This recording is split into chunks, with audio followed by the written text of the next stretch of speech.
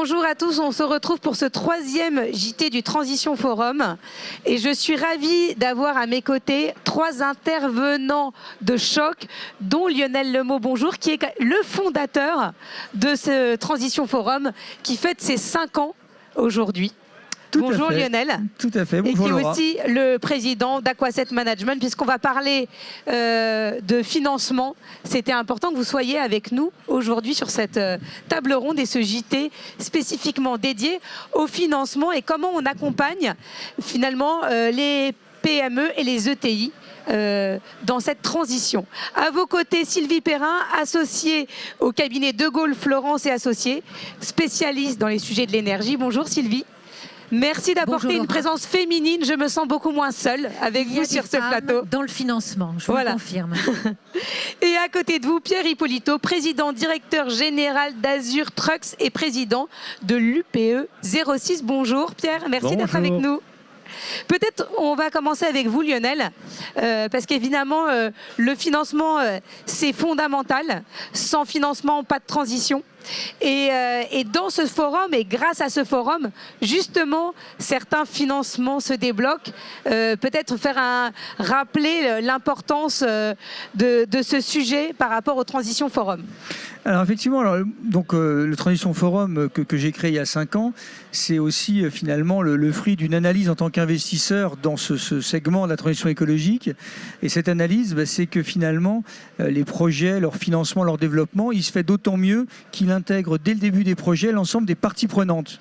L'ensemble des parties prenantes, c'est les décideurs publics, les décideurs privés, les banquiers, des industriels, des start-up, une partie de la société civile. Et donc, le financement, il vient finalement concrétiser l'alliage et la façon de travailler de ces différents acteurs. Donc, ce qui a été à l'œuvre dès le début dans le Transition Forum, c'est réunir des acteurs de ces différents univers pour leur permettre de confronter à la fois leur point de vue, de confronter aussi les difficultés auxquelles ils pouvaient être confrontés, et effectivement, avec pour finalité de faire de voir les projets se concrétiser et de les voir se financer plus simplement, peut-être à des coûts de financement moins élevés, mais en tout cas effectivement c'est vraiment à l'objet, c'est l'objet de ce Transition Forum. Comme vous êtes aussi investisseur, quels sont les critères pour vous de sélection pour financer des projets qui évidemment accélèrent cette transition? Non, il y a une partie des critères qui sont évidemment pas différents de l'ensemble de projets d'investissement au sens large. Vous allez regarder la qualité de l'équipe, la qualité du projet, etc. Ça, c'est les choses génériques.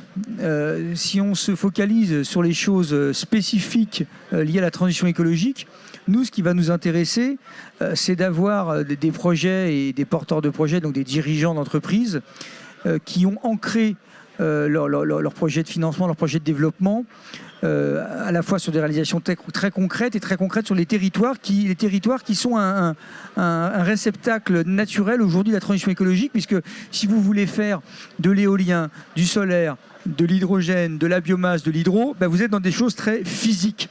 Et donc, comme c'est très physique, il faut être capable de faire en sorte que ces projets soient bien insérés dans le tissu économique local. Et donc, tout ce qu'on va chercher, c'est des gens qui sont ancrés, les 2 pieds dans leurs différents territoires. Ils peuvent être évidemment implantés sur plusieurs territoires. Mais on va rechercher cette capacité, justement, comme je l'ai dit, à générer de l'acceptation de toutes les parties prenantes sur un territoire donné. Sylvie, comment vous accompagnez au quotidien ces PME et ces ETI ? On va les accompagner en les conseillant sur la façon de réduire leur empreinte carbone. Et là, il existe différentes méthodes pour le faire. Parce que, simplement pour un rappel, vous avez des contraintes qui sont mises en place, qu'on appelle scope 1, scope 2, scope 3, c'est-à-dire finalement comment mon industrie produit ses biens, comment mon industrie prend de l'énergie et quelle énergie elle prend, et comment toute ma chaîne de valeur, en amont, en aval, permet la réduction des émissions. Donc, dans ce cadre-là, les contraintes s'accroissent. À l'autre bout de la chaîne, comme en parlait également Lionel, finalement, les investisseurs sont très conscients de ces sujets.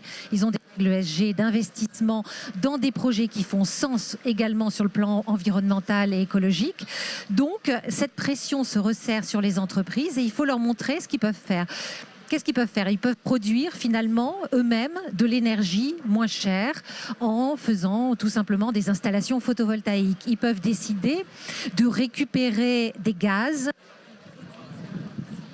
pour en faire de l'énergie. Ils peuvent capter du carbone également. Il existe multiples méthodes pour réduire son bilan, pour soi-même ou pour les tiers. Donc nous, ce qu'on va leur dire, c'est finalement dans toute cette palette, ce que vous pouvez faire et quel impact ça pourra avoir. Mais vous les accompagnez dans ces changements. Je suppose qu'en fonction des différentes entreprises que vous conseillez, toutes ne peuvent pas mettre les mêmes solutions en pratique, donc en fonction du coût aussi de ces solutions. Donc là aussi, il faut les financer. Absolument. Ça a un coût. Il faut les financer, il faut qu'elles aient un véritable impact économique également, notamment pour une PME. Mettre en place un système qui est très performant sur le plan environnemental, mais qui coûte très cher, ne serait pas économique et elle perdrait en concurrence. Donc justement, c'est cet équilibre qu'il faut rechercher, d'où l'intérêt, avant tout, de faire ce qu'on appelle le design de l'entreprise. L'entreprise fait appel à des consultants qui vont faire un design et qui vont dire pour vous, voilà ce qui peut être fait simplement à peu de coûts pour économiser et voilà ce que vous pouvez faire pour travailler sur le plus long terme. Et ensuite, toutes les briques, c'est également de pouvoir aller chercher des banques et fonds d'investissement qui sont prêts à aider ces entreprises à entrer dans une... Est-ce que vous favorisez aussi la synergie entre les entreprises que vous conseillez ? Alors, ça peut parfois faire sens localement. Par exemple, on a un projet actuellement où plusieurs entreprises se sont concertées pour mettre en place un projet d'autoconsommation collective. Et pour le rendre plus bancable, de façon intéressante, elles ont été chercher les collectivités territoriales qui ont une meilleure qualité de crédit et qui pouvaient apporter une garantie sur le foncier qu'elles avaient moins dans leurs mains. Donc, par ces synergies entre entreprises publiques et privées, c'est une solution. Mais il y en a beaucoup. Il y a beaucoup de créativité dans le domaine. Pierre, vous aussi, votre rôle est d'accompagner ces PME et ces ETI. Quelles sont les actions que vous avez l'habitude de mettre en place ? Tout d'abord, il faut partir du conseil et d'un audit de la situation. Donc ça a été très justement dit. Aujourd'hui, une entreprise, elle doit pouvoir identifier ses leviers d'action. Certaines, ça sera sur l'éolien, certaines, ça sera sur du photovoltaïque ou sur d'autres typologies d'énergie. Donc déjà, partons de l'identification par un bilan carbone ou un bilan énergétique pour savoir qu'est-ce qui est la meilleure option à choisir. Une fois qu'on a identifié cette option-là, il faut aller chercher le financement pour l'apporter. Il y a deux solutions qui existent. Soit l'entreprise porte le projet elle-même et va chercher un financement auprès d'un banque ou d'un fonds d'investissement. Soit elle trouve un porteur de projet qui va porter le projet pour elle. La difficulté, c'est que les PME sont plutôt dans un esprit terrien, propriétaire fort. Donc déléguer cette gestion à un tiers est un peu difficile des fois d'un point de vue psychologique. Et donc je pense qu'il est important qu'on puisse faire évoluer aussi la relation bancaire au monde du financement de la transition écologique, notamment par deux actions. On voit qu'il y a des notations RSE de ce que font les entreprises pour avoir des taux bonifiés, des choses comme ça. Donc ça, je pense qu'on va dans le bon sens. Mais il faut peut-être aller plus loin parce que dans la capacité d'endettement d'une entreprise, si elle doit choisir entre mettre des panneaux photovoltaïques sur son toit ou financer son outil industriel, elle va choisir son outil industriel.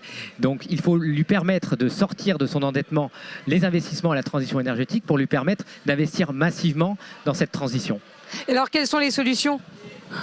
Alors les solutions, c'est de continuer le lobbying avec nos partenaires bancaires pour dire que l'endettement doit prendre en compte les investissements sur la transition énergétique, premièrement. Et deuxièmement, créer des outils. Donc, comme ça a très justement été dit, l'autoconsommation collective est une solution de mettre en commun des choses que tout seul, on ne pourrait pas faire en tant que PME, mais en regroupant 3, 4, 5 PME et en partenariat avec les collectivités, construire des outils, des véhicules qui vont porter ces projets, notamment sur le solaire, où il y a plein de choses à construire. Et on voit qu'on est quand même dans un territoire lumineux, venteux aujourd'hui, mais lumineux.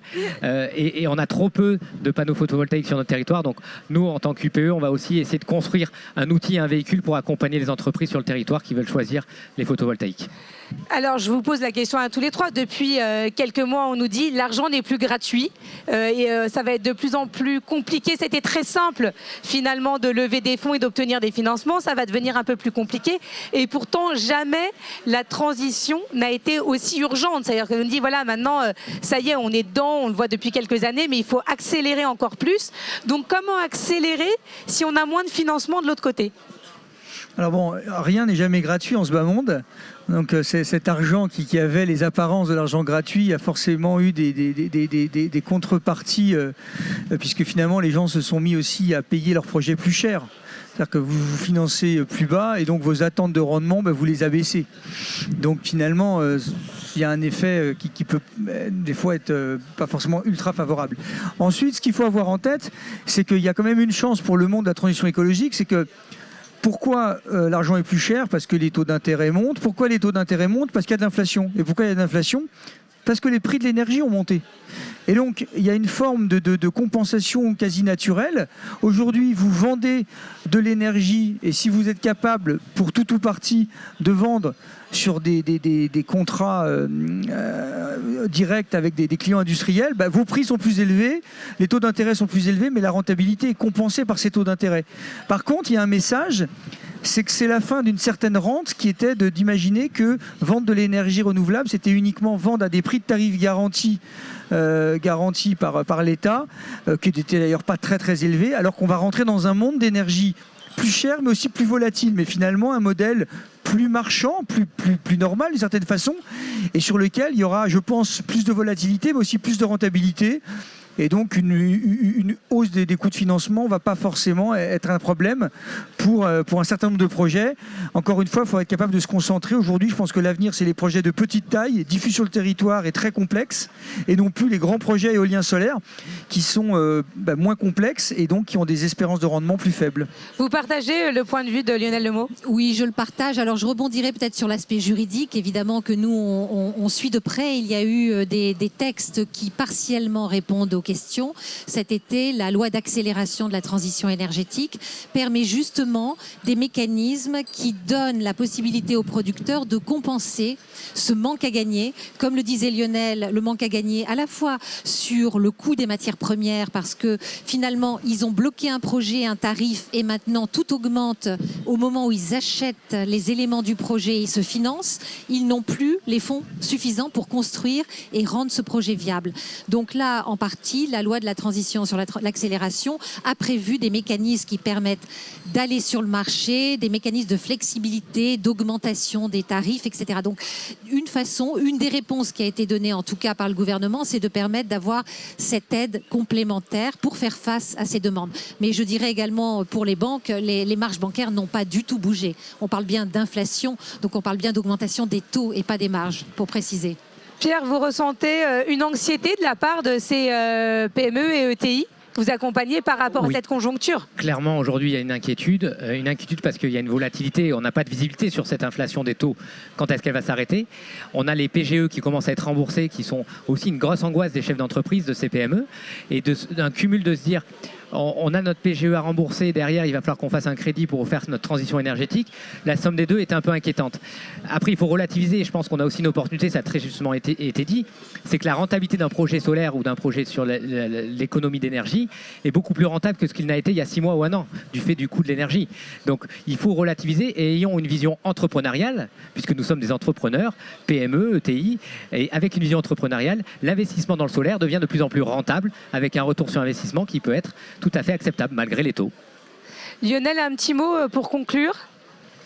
Je dirais non, pour rebondir, effectivement, les projets vont être sans doute plus marchands que ce qui était avant, où il y avait des modèles avec des tarifs garantis, mais finalement, c'est la vie économique. La vie économique, c'est pas la rente économique, c'est une forme de prise de risque. Mais cette prise de risque, il se trouve que je pense qu'elle va être récompensée parce que cette hausse et cette volatilité des prix de l'énergie, elle est là pour un certain temps. En tant qu'observateur aussi de ce marché, est-ce que vous êtes confiant par rapport au financement de cette transition dans les quelques années à venir ? Oui, j'ai tendance à penser, en tout cas c'est notre conviction au sein d'Aqua Asset Management, ma société d'investissement dédiée à la transition écologique, mais on a la perception que 2022 c'était une année, un point d'inflexion. un point d'inflexion dans la perception justement qu'ont les dirigeants publics et privés et dans les investissements qu'ils vont réaliser. Là, dans les mois qui viennent, les institutions publiques et les décideurs privés vont réaliser leur budget pour 2023. Et je pense que dans ces budgets 2023, on va avoir des enveloppes de financement de transition écologique tout à fait significatifs et qui peuvent surprendre plus d'une personne. Vous qui avez investi très tôt dans le biogaz, dans l'hydrogène, on en parle de plus en plus. Est-ce que vous pensez que justement cette conjoncture peut être un accélérateur ? Alors évidemment, si aujourd'hui vous dites que vous êtes capable de vendre du gaz vert de manière indépendante et autonome, c'est à l'approche de Noël, je crois que voilà, vous êtes quand même très bien perçu. Donc oui, c'est quand même des secteurs qui vont connaître une forte accélération, mais aussi parce qu'ils sont fondamentalement, c'est ce que j'attire toujours l'attention de mes équipes, fondamentalement ils rendent un énorme service à la communauté. Si vous faites du gaz vert avec des déchets, vous recyclez des déchets, vous produisez du gaz et vous rendez des engrais qui ne sont pas chimiques au sol. Bon, c'est quelque chose de fondamentalement sain et qui va trouver et son prix et son marché dans les années qui viennent. Merci à tous les trois. C'était un véritable plaisir de vous avoir. Et en guise de conclusion, on va écouter Patrice Béguet, qui est le directeur exécutif de BPI, directeur exécutif communication et BPI Excellence, qui avait un message à nous faire passer puisqu'il n'avait pas pu être avec nous aujourd'hui. Et on se retrouve cet après-midi pour la suite des tables rondes du Transition Forum.